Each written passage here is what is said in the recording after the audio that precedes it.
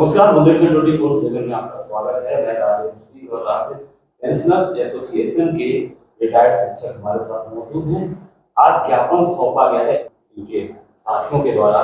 सबसे अहम मांग इनकी जो रखी गई है वो ये है कि कार्यालय जिले स्तर पर थे, उन्हें अब भोपाल शिफ्ट किया जाए। यानी जो रिटायर्ड शिक्षक है और उसके बाद की उम्र जो गुजार चुके हैं, उन्हें अब किसी भी टेक्निकल फॉल्ट की वजह से अपनी आवाज को उठाने, कर्मियों को पूर्ति करने के लिए वो बात कर रहा है। दोनों मेहमान हमारे साथ मौजूद हैं स्टूडियो में हमारे, उनका परिचय भी जानेंगे और सर शुभ नाम एक करके। मैं कमलापत त्रिपाठी, शिक्षक, सेवानिवृत्त शिक्षक, पूर्व पदांकित शाला उत्कर्ष विद्यालय लवकुश नगर। सर राम सजीवन प्रजापति, तहसील अध्यक्ष, प्रमुख पेंशनर एसोसिएशन लवकुश नगर। आज आपके द्वारा ज्ञापन दिया गया है, संक्षेप में बताएं कि प्रमुख मांगे क्या थी। हमारी प्रमुख मांग है कि जो पेंशन कार्यालय जिले के थे उनको बंद कर दिया गया है वित्त विभाग के द्वारा, आदेश के द्वारा, और उसके लिए हमने ये ज्ञापन दिया है कि उस जिला स्तरीय पेंशन कार्यालय को यथावत रखा जाए, उसको बंद नहीं किया जाए। अर्जित अवकाश को लेकर कुछ बात की जा रही थी, वो क्या है, इस तरीके से उसकी डिमांड की जा रही है?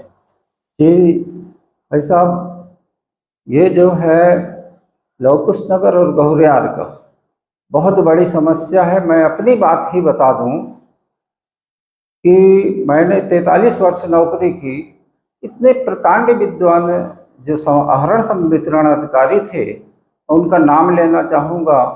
बिहारी लाल प्रजापति जिला शिक्षा अधिकारी से रिटायर हुए, चंद्रशेखर द्विवेदी डाइट प्राचार्य से रिटायर हुए, के.एस. सर्जरिया जिला शिक्षा अधिकारी पद से रिटायर हुए, एस.के. उपाध्याय उत्कृष्ट प्राचार्य क्रमांक 1 से रिटायर हुए। उनके द्वारा जो है हमारी सेवा पुस्तिकाओं में वो है अर्जित अवकाश संधारित किया गया है। और आज जो है यहाँ लोकल के बैठे हुए जगतपाल रिछारिया उसको कह रहे हैं नहीं, मिलना नहीं है।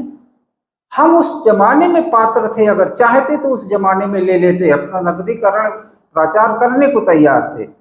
पर यह था कि जब हम रिटायर होंगे, ये तब हमारा पैसा मिलेगा, तब हमें ठीक रहेगा। इसलिए अपनी सेवा पुस्तिका में उसको सुरक्षित रखा हम लोगों ने। कहना चाहूँगा कि संकुल प्राचार्य श्री H.C. प्रजापति, हरिचरण प्रजापति ने ये कह के कहा कि जगत पाल रिछारिया लेखापाल विकासखंड शिक्षा अधिकारी वो हमारे जो है बिल ले नहीं रहे हैं और दे रहे हैं तो ना लेने की पावती भी नहीं दे रहे। यहाँ लोकल स्तर पर हाँ, आप लोगों को मिसगाइड किया जा रहा है। जी।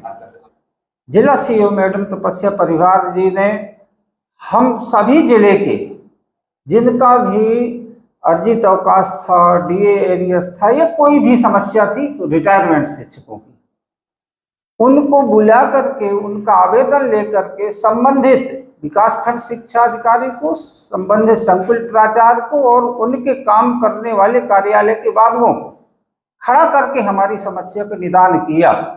वहाँ सबने हाँ कहा और वहाँ के बाद जब यहाँ आए तो समस्या ज्यों की त्यों बनी रही। इसके बाद उन्होंने फिर दूसरा शिविर आयोजित किया कि आपने जो वो आवेदन आए थे उनमें कितना काम किया। तब इन्होंने आधे अधूरे, जैसे मेरा जो है 333 दिन सेवा पुस्तिका में अर्जित अवकाश दर्ज है, इन्होंने 75 दिवस का बना दिया। तो ऐसे सभी के आधे अधूरे बना दिए, वो कह दिए पात्र नहीं हो। अब वो बिल जो है ट्रेजरी में पड़े हुए हैं। चलिए, ज्ञापन दिया है तो एक बार उम्मीद करेंगे कि ये ऊपर तक पहुंचे और इसमें ये कार्रवाई। सर फिर आपसे ताल्लुक करते हैं कि जो पेंशनर्स कार्यालय बंद होने की बात सामने आई, जी, जो अहम मांग है आपकी, जी। अगर ये बंद रहता है मांग के बावजूद तो किस तरीके की परेशानी आएगी? क्योंकि 62 साल में तो रिटायर्ड हो रहे हैं आप, उसके बाद आपके बहुत से साथी ऐसे होंगे जो 70-80 क्रॉस कर चुके होंगे। जी। वो बिना सहारे के भोपाल कैसे जाएंगे? कितनी समस्याओं का सामना करना पड़ेगा। अपने आपसे बात बता दूं कि वह अपनी दैनिक क्रियाओं के लिए भी मोहताज है। बाकी वह छतरपुर जाने में, यहाँ के कार्यालय में जाने में भी उन्हें बहुत कड़ी मशक्क़त या कोई ना कोई हेल्प की ज़रूरत होती है।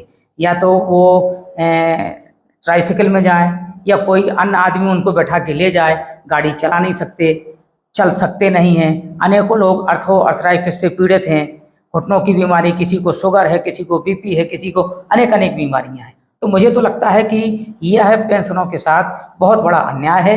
जो शिक्षक या जो कर्मचारी पूरे वर्ष भर 60 और 62 साल अपनी सेवा देता है और वो जाकर के राजधानी भोपाल के चक्कर काटेगा, हमें नहीं दिखता है कि ये। लेकिन अभी आपने बताया कि सेवा केंद्र उसके लिए बनाएंगे, तो क्या सेवा केंद्र उस दायरे में नहीं आते? वो मात्र एक तुष्टिकरण की नीति है, वो तुष्टिकरण की नीति है। 2 साल के लिए समाधान केंद्र बनाए गए हैं कि कोई ना कोई आपकी स्थितियां भी वहां से आए। अगर वो इकट्ठा बंद कर देंगे तो हो सकता है कि ये विस्फोटक स्थिति बने प्रदेश स्तर पे। इसलिए उन्होंने एक क्रमशः धीरे धीरे एक आहिस्ते आहिस्ते उसको बदलने की स्थिति में 2 साल समाधान केंद्र माने आप जो करेंगे तो उसका कहीं ना कहीं वहां से लेकर के वो आपको आवेदन ले लेंगे। फिलहाल ये 2 साल के लिए पूरी तरह से समाधान भी नहीं है।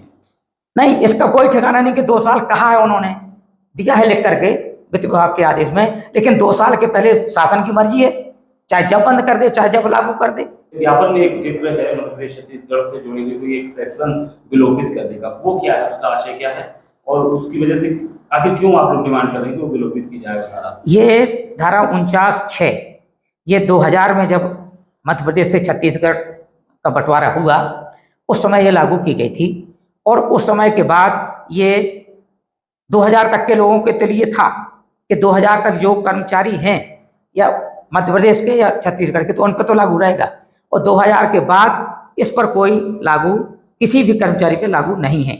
इसकी हमारे पेंशनर्स एसोसिएशन की प्रांतीय इकाई ने रिट फाइल भी की गई और रिट में हाई कोर्ट के द्वारा ये समाधान भी मिला कि इसका और पेंशन पर ये लागू नहीं होती, लेकिन फिर भी दोनों सरकारें 25 साल के बाद आज भी वो सिस्टम, हाँ बिल्कुल अनवरत जारी है। राज्य अलग हो गए, व्यवस्थाएं अलग हो हाँ, गई, लेकिन ये एक सेक्शन आप ये मात्र पेंशनर को और पेंशनर नहीं, पेंशनर को मात्र परेशान करने की नीयत से कि ये जितने दिन हो जाए, जितने दिन लटक जाए। अभी हमारे पेंशनर साथियों का 32 माह और 27 माह के एरियर आज भी पेंडिंग है, 6वें और 7वें वेतनमान का वो भी पेंडिंग है कई सालों से, उस पर कोई कार्रवाई नहीं हो रही है। और डीए और ये महंगाई राहत तो अभी भी हम 2% में पीछे चल रहे हैं। तो हमारे साथ ये अन्याय क्यों किया जा रहा है, जबकि जनप्रतिनिधि, सांसद, विधायक अपनी अपनी पेंशन आराम से बढ़ा लेते हैं, चाहे कोई जिस पक्ष का हो। क्या मानते हैं सर, क्योंकि जिस तरीके से आप लोगों ने सेवाएं दी, जी परेशानी के दौर से गुजरना पड़ रहा है, संघ आपका, एसोसिएशन आपका काम कर रहा है, बराबर आप लोग संघर्षरत हैं, ज्ञापन दे रहे हैं, अब तक सुनवाई नहीं हो रही है, वजह क्या मानते हैं? ये सरकार जानबूझकर अनदेखा कर रही है या प्रशासनिक कड़ी की वजह से ये कहीं ना कहीं आप लोग? इसमें प्रशासन का मुख्य रोल है। प्रशासन ही नहीं चाहता कि इतनी जो ये शासन को संज्ञान में नहीं, जब इतनी बार आप लोग ज्ञापन? नहीं, शासन के संज्ञान में बिल्कुल है, लेकिन वरिष्ठ जो हमारे यहाँ के जिला स्तर के बैठे हुए हैं ये भी कहीं ना कहीं से प्रेरित हैं और इनको भी लिख के कुछ नहीं दिया जाता, सब मौखिक चल रहा है। वहाँ से कहा बोले इनको अभी लटकाओ, इनको लटकाओ। अब चूंकि हर आदमी को लाख 2-2, 3-3 लाख रुपए मिलना है तो ये बहुत बड़ी राशि भी हो रही है और सरकार ये बहाना बनाती कि अभी भी हमें दिखता है कि शायद जो समाचार पत्रों में सुनने को मिल रहा है कि एक आदमी 40-45 हज़ार के कर्जे पर है।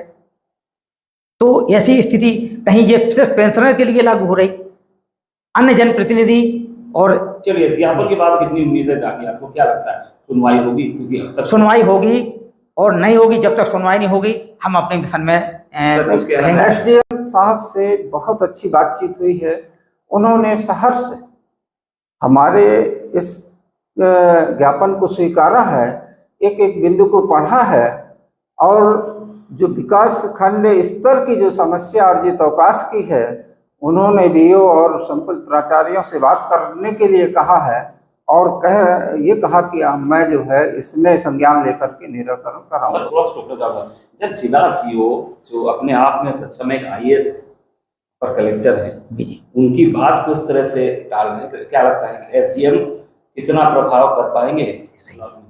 बहुत अच्छा राजन जी, बिल्कुल। हम लोग जो है जब परिवेदना शिविर में गए थे, जिला सीओएम ने एक एक बात वहीं खड़े करके सभी को, जिसका आवेदन उन सभी को, संबंधित लोगों को खड़े करके वहां निराकरण करने की कोशिश की। वही चीज एसडीएम साहब भी करने वाले हैं, आज हमें ऐसा लगा। चलिए, नेशनल एसोसिएशन के ये दो सीनियर्स हमारे साथ हैं जिन्होंने अपनी पीड़ा बताई। आज ज्ञापन सौंपा गया है सीएम और मुख्य के नाम। इस ज्ञापन के बाद की जो समस्या है, किस तरह से, कब तक और कितनी निराकृत होती है, यह हमारा समय तय करेगा। फिलहाल खबरों के लिए बने रहे 24/7 था। दीजिए मुझे एजेंसी को इजाजत। खबरों की दुनिया से लेकर संघर्षों की कहानी तक, क्षेत्रीय खबर और संस्कृति के संग बुंदेली माटी से बना एक अंग। बुंदेलखंड 24/7, स्वतंत्र बुंदेलखंड, सफल बुंदेलखंड।